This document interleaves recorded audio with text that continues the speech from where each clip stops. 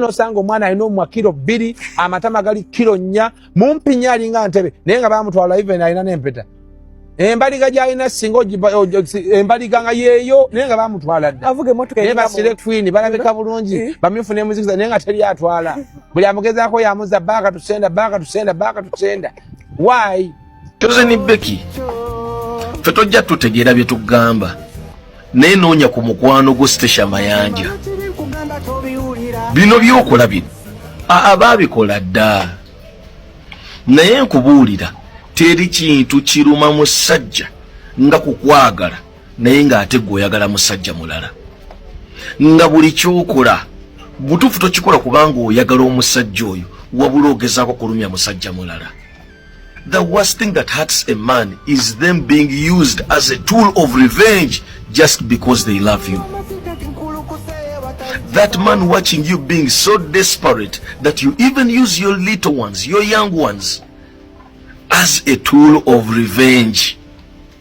Okubogezako kulumya amaalo kiruma n'essaawa zino bwe katengere gye bakubye embaga wejjeeredde kati olinga mutamiivu ne bwe weefungula kati musajja yaswala Ssekajja kati ekibuuzo kigenda eri Ssekajja onaasobola okukumaakuma omukazi ono asigaze ekitiibwa kye nga bwe yali addemu abeera omukyala ow'ensa ow'empisa omukyala atayomba omukazi baali bamukumyekumye nga bamuwumbyewumbyeko bingi bye twali tutumanyi naye essaawa zino alinga embuzi yakutudde ali wano na wali ayogera kino na kiri entala alwana zino na ziri n'ennyimba takyafulumya kati awo wetwawulira abasajja ku baana. You my friend Mr. Ssekajja olusozi lw'owalampye muganda wange muwera mannyo buli bw'owulira nga balangira musajja munno ekibuzo kidde eri ggwe ebyo bamulangira gw'onaasobola okubikola. Buli bw'owulira nga balangira musajja munno titayagadde baana be bulungi ekibuzo gw'onaasobola okubaagala onaasobola obbalabirira onaasobola okubatwala auto okusinga kitaabwe yabazaala. Olina omukazi atasiima kikyogenda okukola ekyenjawulo asobole okusiima. She's emotionally excited. Leero aseka nnyo enkyakaaba nnyo. You are in a dilemma young man. Naye gwe mmanya kati face ya Choze Becky ekitiibwa kye kati kiri mu mikono gyo. Oyina okukola ebyo ebyalema oli naye ffe mu maaso gaffe ffe abalabi tulaba nga asebengerera kyokka nga n'ekisinga obubi attention gy'alwanirira omukwano gw'alwanirira ebyaddala sigugwo guli walala nnyo naye yeebuuzeko ku baamusookayo Sitesha Mayanja waali ajja munyumiza ajja munnyonnyola.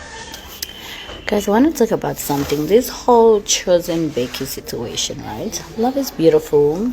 Marriage is nice. It's beautiful when you find the right person. But we need to be a bit careful here. We're dealing with kids, okay? Now, we don't even know the situation with your exes, your baby daddies. Could be non-providers. Could be absent fathers. Could be bitter exes that you feel like you're probably revenging. But when dealing with kids, we need to be very, very careful. We are dealing with a boy child who's going to grow up, and this is something obviously that they didn't agree to, but as a parent you're like, this is what we're going to do, and the kids are like, okay, cool, our mom is saying we should do this, and you guys are going ahead doing it. Simwangas can never be Tanzanians. My Tanzanian kids can never be anybody else. Let's just put that aside. And one thing for sure, the internet doesn't forget. Could be beautiful right now, could be so amazing, you're in love, we get it. But that man could leave you in a desert, and now you are stuck here with your kids that you forced to do 1, 2, 3. When it comes to kids, we need to be very careful. These are not toys. These are kids that are going to grow up in looking at this situation thinking, what was she thinking? What was our mom thinking? And like we said, I don't want to judge because I don't know what's your situation, but regardless of whatever that it is, the kids, no. Just remember, the internet doesn't forget. Ndabi akantu choze ni Becky kokoze. Wallahi bitallahi. Akantu ako okoze mu bubi nnyo. Okoze mu bubi nnyo. Okoze bubi nnyo. Omanya no internet. Eno internet eyina obuzibu bumu. Etuwaga. Yawaga bangi. Kati batubuuzaako. Akoze bubi nnyo. Waliwo bye batakola. Ako kosi mu bubi. Okozeemu bubi. Kubanga gye bujja ne gye bulaga. Abaana abo dadi waabwe abazimbidde amaka, aba baana ba bulenzi baba baana ba musajja si bawala bwe bagenda kubawasa babatwala ewalala. Ako konka kubuulira. That was a wrong move. Omanyi mwe ba service provider mubadde muyino mugamba bannaye nedda ako nedda kabi tetugenda kakola our boss. Olumukayanya ku boss wo mugambe our boss, this is wrong, we are not going to do this, please, we are not going to do this. Those younger men will grow up in 18 years from now. Will TikTok be there? Our Wandi Kambu, she messed up. Already wabadde owangudde. Already wabadde owangudde. Bamukoze emikolo embaga tunyumiddwa buli kimu we are happy. Some of us we are seeing you nga tuli eri mu bumoli tugamba well done, go and have fun. Zenzijukira najja ku birthday yo. Birthday twajja ku gundi. Twajja ku gundi kweyo hoteli we wakolera birthday ne tumala nefuuka ne video shoot ffenna mwetuli. Oyo mwami gwe muwasiza naye yatukuba ebifaananyi. Ekyo kye nkugamba. Omuntu akuba embadiyo ali awo naawe. Omuntu akuba embadiyo ali awo naawe. Tali wala. Omuntu akuba embadiyo tali wala. My brother, the person who is sleeping with your woman is around the corner. Woba mupangisa neighbor wo walomo 3. At least mukirabyeko ku internet. Mukirabyeko. Ate mwe mukukirabako waliwo abatali mu maaso ga kamera nga bote mugenda kiraba. Mukirabyeko. Mujukira bulungi Samwiri standing furniture bwe yali mu motoka n'agamba loyo Jeff mwaba yine motoka eziriko webala omukazi omulungi. Omukazi n'akola ati. What happened next? Fun. Zenzijukira najja ku birthday yo. Birthday twajja ku gundi. Twajjao ku gundi kweyo hoteli we wakolera birthday ne tumala nefuuka ne video shoot ffenna mwetuli. Oyo mwami gwe muwasiza naye yatukuba ebifaananyi. Ekyo kye nkugamba. Omuntu akuba embadiyo ali awo naawe. Omuntu akuba embadiyo ali awo naawe tali wala omuntu akuba embadiyo tali wala. My brother, the person who is sleeping with your woman is around the corner. Woba mupangisa neighbor wa room 3. At least muchirabyeko ku internet. Muchirabyeko. Ate mwe mukukirabako waliwo abatali mu maaso ga kamera nga bote mugenda kiraba. Muchirabyeko. Mujukira bulungi Samwiri standing furniture bwe yali mu motoka n'agamba loyo Jeff mwabayine motoka eziriko webala omukazi omulungi omukazi n'akola ati. What happened next? Geddo kutya omukazi yazaalako bulijjo bakyali bange babatya nengamba nemubuuza lwaki mwana okwaza otya abaana b'omusajja munnange n'obasaako ebipande gwe kyogamba nze ngenda kuzaala mu mbwa. Mwekamba buulire otunuuliranga nnyo omuntu ageya omuntu bwe yali naye naawe budde bonna bagenda kugeya. Otunuuliranga omuntu ayogera ebintu ebibi ku muntu gwe yali naye gwe toli malayika. Sekajja nawe toli malayika. Nze bipande nadde nkozesa obuyinza obwampe bwange omusajja nembijja ku bwana nembisuula eri. Nonsense. Twa moving on. Caring dad about what? Tondaza na myaka 10 ng'olina omuntu caring dad. Are you stupid? Era basingo maza mukole. Mufuna abavubuka abayiika endusu. Togenda funa musajja ngafa abave Masaka abakaluberi godo. Tosobola kunfuna kunteekamu ebyo bya kijega naawe. Stupid. Mufuna abavubuka abatategeera balinga bazombi biringa ebyavaako waya ne kati nze ali ku. Simanya ndabyoka na kavubuka simanya kawo bakekani kanuka Roger Otis yobaka kolana ku radio ki. Muka kasabuno bwana mubuwa sente ezimala okuberanga lwaki temusirikako omuntu goba wa sente ezimala ku mulimu gwe asirikako waliwo ebintu ebimuyitako naga wakino kankimma amazzi. It will end in pregnancy. Ate byagwerayo dda kubanga n'omwana wa Chosen Becky omuwala Amba Amiri yalinga mwesibako nga amuyitaani Pozani ye Grace omwana.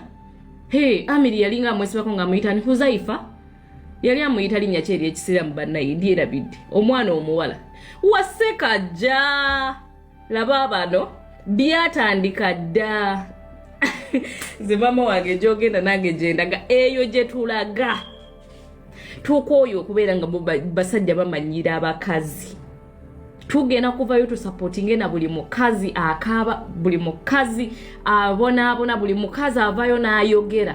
Because you guys omuntu okuvayo n'ayogera it takes a lot of courage, especially for someone like Chosen Becky. First of all, she's in the limelight. Ali in the music industry. Sometimes alowooza n'okulowooza ati nno ayinza okuvayo abantu ne batamuwuliriza. Omusajja yamu body shaming addanga bwe yamuzaalamu abaana. First of all, lwaki obeera onzaalamu abaana abataana abanje nnyo olumaana ongamba nina ekibiri ekibi ndabika bubi siri mulungi omubiri gwange gwonna gwobeera ogwonoonye. Abeera musajja musiru nnyo okutandika okuzaala mu baana. Ozadde mu mukazi ate n'ovayo n'otandika okumugamba nti mukazi mubi n'otandika okungamba nti ebbeere lyagwanga gwe wanzaalamu. You're very stupid. We don't have any kind words for you, mwami. Men are not bad people, but some men are bad. And Amiri, how can you, Amiri, notugamba nti wahiringa nnyo wawona? N'okwata ebifaananyi bya mukyala wo afumbiddwa mukwano gwo eyalinga best friend wa family n'obakwata n'obagamba I wish you a happy marriage. Who has hypocrisy? Ani alina omutima oguli who is a hypocrite? Who can do that? Fe abantu ate oba olaba ne Yesu takisobola kikola. Olaba ne Yesu tasobola kikola. Fe abantu tetusobola kuhiringa nnyo kutuuka ku ekyo naawe Amiri otuliyimba leero otuliyimbye. N'okwata ebifaananyi bya mukyala wo nga best friend wo yamubba no mugamba I wish you a happy marriage just for social media naye ngeno munda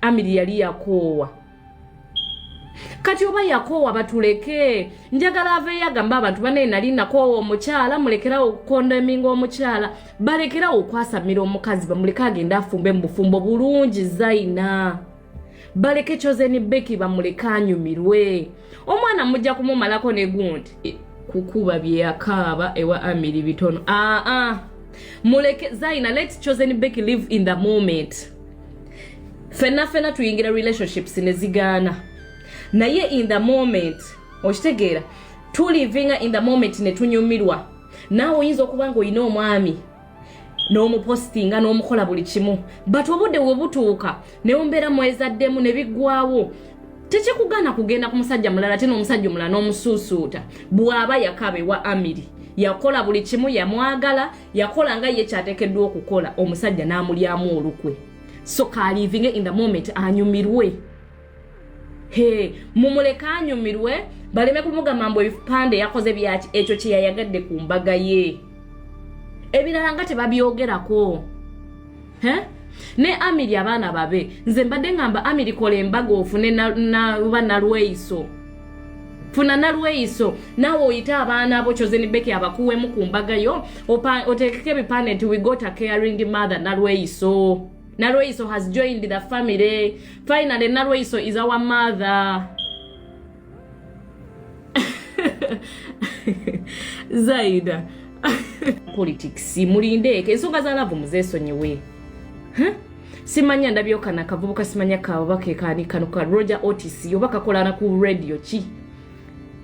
Muka kasabuno bwana mubuwa sente ezimala okubeera nga lwaki temusirikako.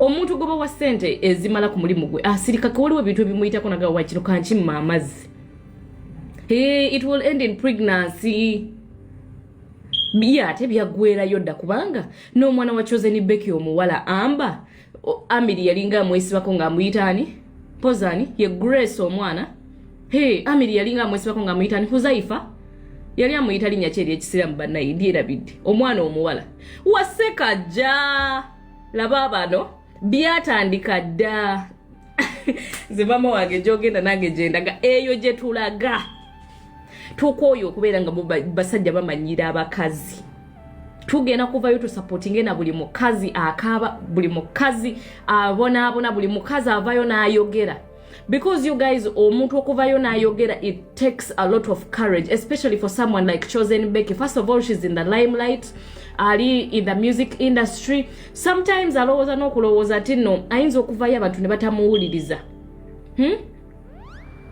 omusajja yamu body shaming addanga bwe yamuzaalamu abaana. First of all, lwaki obeera onzaalamu abaana abataano abanje nnyo olumaana ongamba nina ekibiri ekibi ndabika bubi siri mulungi omubiri gwange gwonna gobeera ogwonoonye abeera musajja musiru nnyo okutandika okuzaala mu baana ozadde mu mukazi ate n'ovayo n'otandika okumugamba nti mukazi mubi n'otandika okungamba nti ebbeere lyagwanga gwe wanzaalamu. You're very stupid.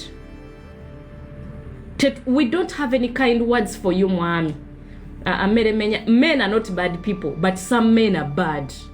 And Amiri, how can you, Amiri, n'otugamba nti wahiringa nnyo wawona n'okwata ebifaananyi bya mukyala wo afumbiddwa mukwano gwo eyalinga best friend wa family n'obakwata n'obagamba I wish you a happy marriage. Who has hypocrisy? Ani alina omutima oguli who is a hypocrite? Who can do that?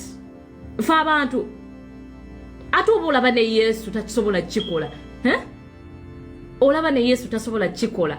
Fa abantu tetusobola kuhiringa nnyo kutuuka ku ekyo naawe Amiri otulimba leero tulimbye n'okwata ebifaananyi bya mukyala wo nga best friend wo yamubba n'omugamba I wish you a happy marriage just for social media naye ngeno munda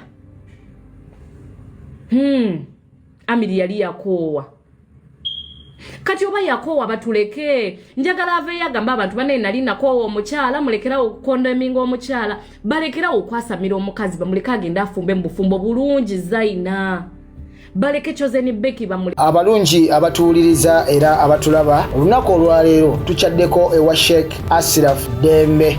Sebo sanyusa okubalaba amannya agange nze Sheikh Asraf Dembe akola ku bizibu by'enjawulo omuntu singa aba alina ebirwadde musomereddwa tumwa amazzi ga lukuya nga bw'obadde ogalaba tugenda abantu ku kyoto ne twokya emizimu emibi egibabaamu n'okulomba edduwa abantu singa abeera ng'ali wano atuuse sobola okumulombera edduwa ne waba atatuuse nga mpadde amannya ge naye ng'ali wala neetaase ennamba yange yeeno eri 07 01 76 37 11 nammwe bannyinaffe abali ebweru oyagala okuba nti oyagala okulombera ku dduwa ng'olina ebizibu viza zibuze amaka gakolongotana sente zikola zimpita mu ngalo ojja kumpeereza ekifaananyi kyo n'amannya go ebyo byokka bijja kummala nja kukulombera edduwa ojja kutereera olunaku olusembayo mu mwezi mba n'edduwa eyawamu ffenna n'abalwadde bange abakadde n'abapya. Salaamu alaikum warahmatullahi wabarakatuh.